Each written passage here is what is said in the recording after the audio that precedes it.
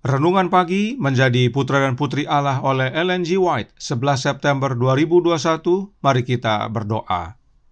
Bapa kami yang di sorga, Allah pencipta langit dan bumi, laut dan segala isinya, Allah yang maha besar, maha kuasa, sumber segalanya, yang kami sembah selalu melalui anak-Mu yang tunggal, Yesus Kristus. Terpujilah Yesus, anak Allah yang maha tinggi, yang adalah satu-satunya jalan dan kebenaran dan hidup bagi kami. Pada pagi hari ini kami bersyukur boleh bangun dan berbakti dan sebagaimana membaca dan mendengarkan nasihat firman-Mu. Kiranya ini menjadi pembaharuan bagi masing-masing kami. Beserta kami sepanjang perbaktian ini kehendak-Mu yang jadi. Ampun kami akan dosa dan salah, karena kami berdoa hanya dalam nama anak Allah yang tunggal, Yesus Kristus, yang adalah Tuhan dan Juru Selamat kami. Amin. Renungan hari ini akan dibacakan oleh Saudara Ferdinand Wentuk. Silahkan, Saudara Dinan. Shalom, selamat pagi, selamat Sabat, saudaraku di dalam Tuhan kita Yesus Kristus.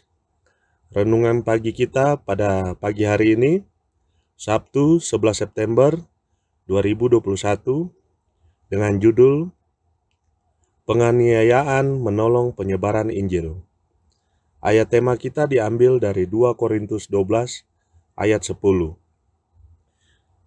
yang berbunyi, "Karena itu aku senang dan rela di dalam kelemahan, di dalam siksaan, di dalam kesukaran, di dalam penganiayaan, dan kesesakan oleh karena Kristus. Sebab jika aku lemah, maka aku kuat." Pada setiap zaman, para utusan pilihan Allah telah dicela dan dianiaya.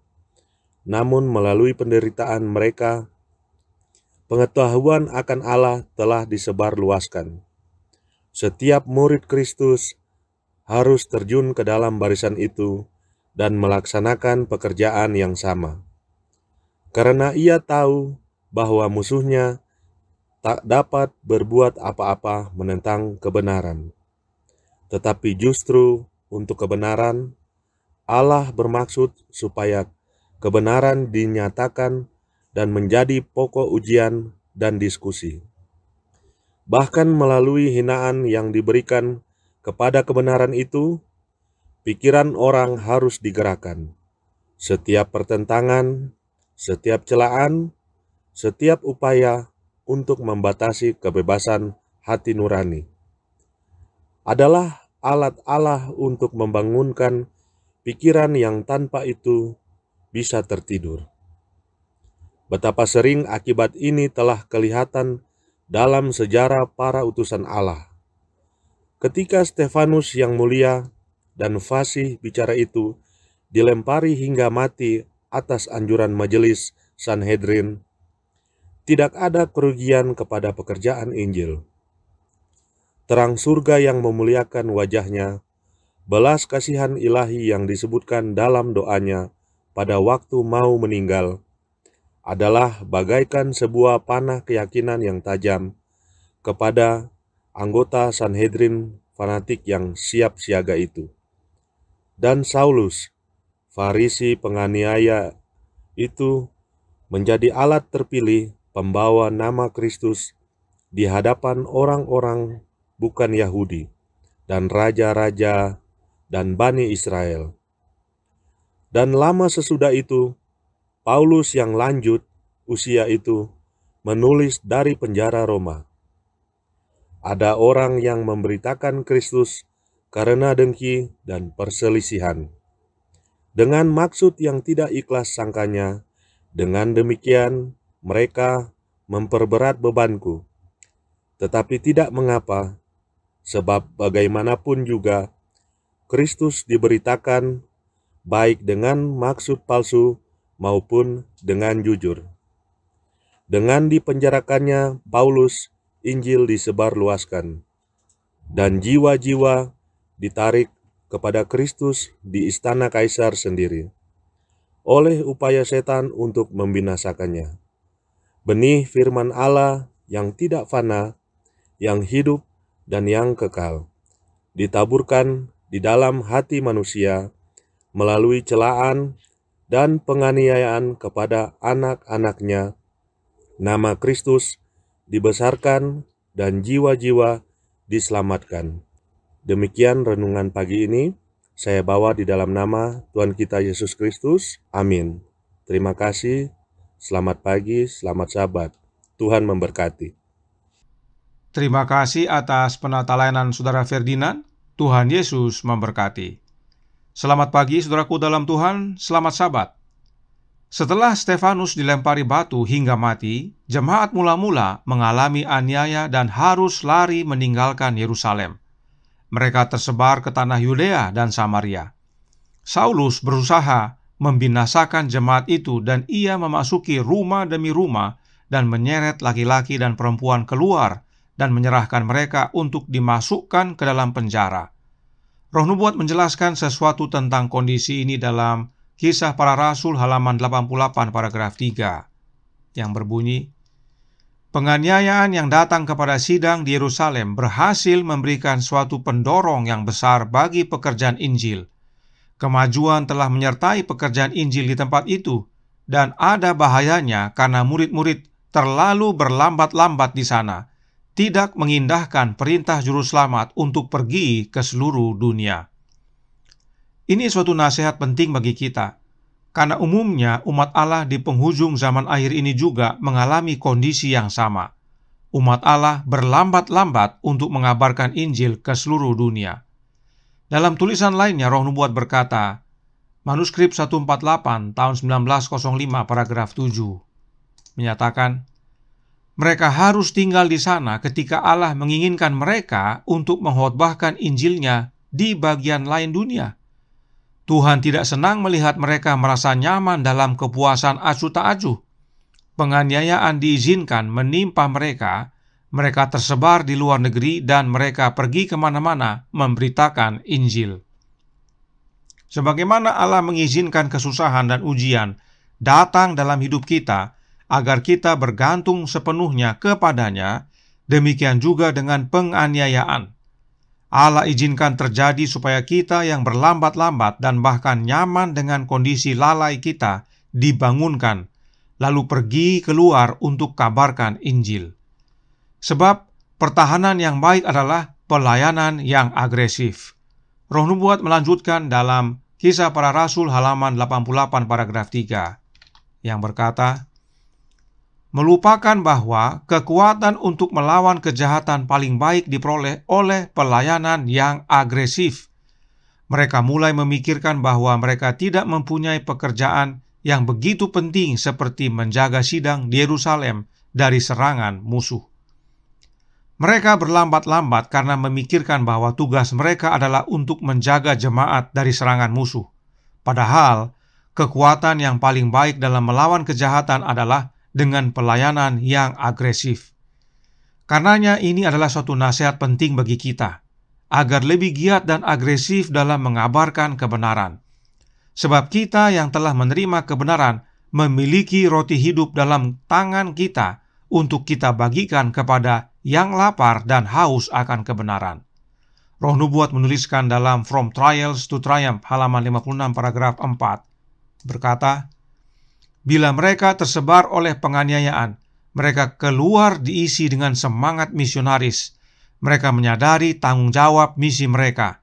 Mereka mengetahui bahwa mereka menggenggam dalam tangan mereka roti kehidupan untuk dunia yang sedang mati kelaparan. Dan mereka dipaksa oleh kasih Kristus untuk memecahkan roti kepada semua yang memerlukan. Jika kita menyadari akan hal ini, kita tidak akan berlambat-lambat. Umat Allah yang setia akan maju terus mengabarkan Injil. Apakah dengan maju agresif kita tidak mendapat aniaya? Saat kita maju agresif, kita tetap mendapat aniaya. Lalu apa perbedaannya? Jika kita berdiam dan atau berlambat-lambat, kita mendapat aniaya supaya bangun dan kabarkan. Sementara saat kita maju agresif mengabarkan kebenaran dan mendapat aniaya, hal itu karena dunia tidak ingin kebenaran Injil semakin meluas diterima orang dan banyak yang bertobat. Contoh yang giat mengabarkan dan menderita aniaya adalah Paulus. Alkitab berkata dalam 2 Korintus 11 ayat 23-27, berbunyi, Apakah mereka pelayan Kristus? Aku berkata seperti orang gila. Aku lebih banyak berjeri lelah, lebih sering di dalam penjara, didera di luar batas, kerap kali dalam bahaya maut. 5 kali aku disesah orang Yahudi, setiap kali 40 kurang 1 pukulan. 3 kali aku didera, 1 kali aku dilempari dengan batu, 3 kali mengalami kapal karam, sehari semalam aku terkatung-katung di tengah laut. Dalam perjalananku, aku sering diancam bahaya banjir dan bahaya penyamun, bahaya dari pihak orang-orang Yahudi dan dari pihak orang-orang bukan Yahudi, bahaya di kota, bahaya di padang gurun, bahaya di tengah laut, dan bahaya dari pihak saudara-saudara palsu. Aku banyak berjeri lelah dan bekerja berat. Kerap kali aku tidak tidur, aku lapar dan dahaga. Kerap kali aku berpuasa, kedinginan dan tanpa pakaian. Itu sebabnya Paulus berkata dalam 2 Timotius 3 ayat 12 yang berbunyi, memang setiap orang yang mau hidup beribadah di dalam Kristus Yesus akan menderita aniaya. Nah, tentang hal ini Roh Nubuat berkata dalam Kisah Para Rasul halaman 486 paragraf pertama yang menyatakan, demikianlah akan jadi kepada semua orang yang akan hidup saleh dalam Kristus Yesus. Aniaya dan hinaan menunggu semua orang yang diilhami dengan Roh Kristus. Ingat kembali pekabaran tanggal 1 September bahwa untuk menjadi rekan sekerja dengan Allah, kita harus memiliki Roh Kristus dalam hati kita. Roh Kristus inilah yang mampukan kita menjadi juru kabar Injil kemanapun dan kepada siapapun. Tetapi di sisi lain, saat kita memiliki Roh Kristus, maka dengan sendirinya kita akan alami aniaya. Namun saat kita dianiaya oleh karena memiliki Roh Kristus dan dalam mengerjakan pekerjaan Allah mengabarkan Injil kebenarannya, maka Kristuslah yang memajukan pekerjaannya dan Kristuslah yang beserta dengan kita. Perhatikan pengalaman Paulus dan Silas berikut ini yang dicatat dalam Khotbah di atas Bukit halaman 45 paragraf pertama.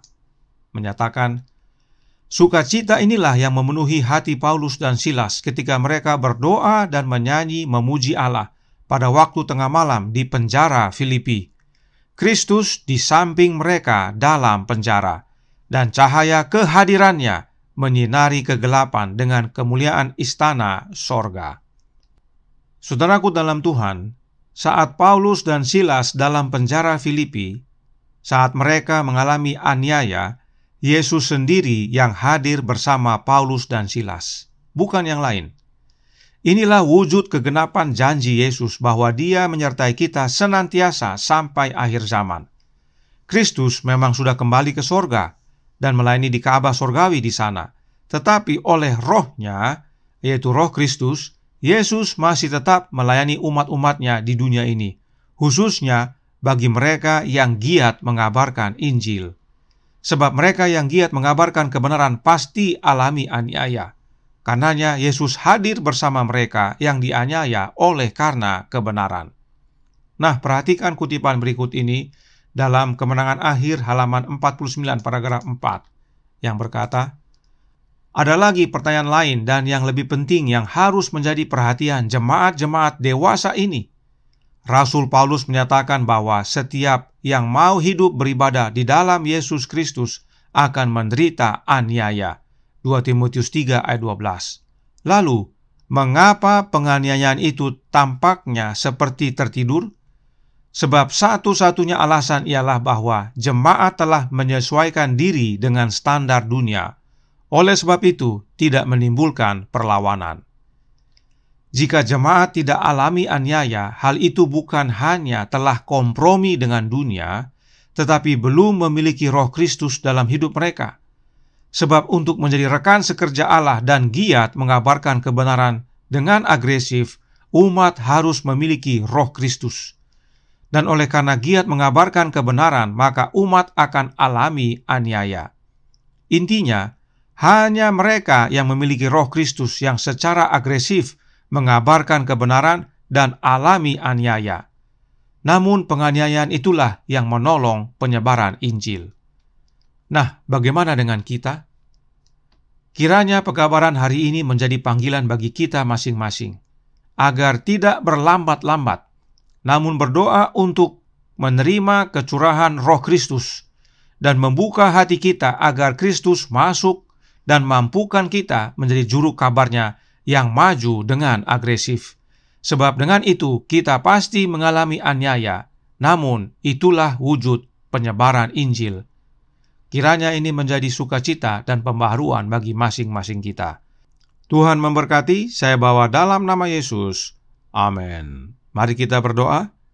Bapa kami yang di sorga, Allah pencipta langit dan bumi, laut dan segala isinya, Allah yang maha besar, maha kuasa, sumber segalanya, yang kami sembah selalu melalui anak-Mu yang tunggal, Yesus Kristus.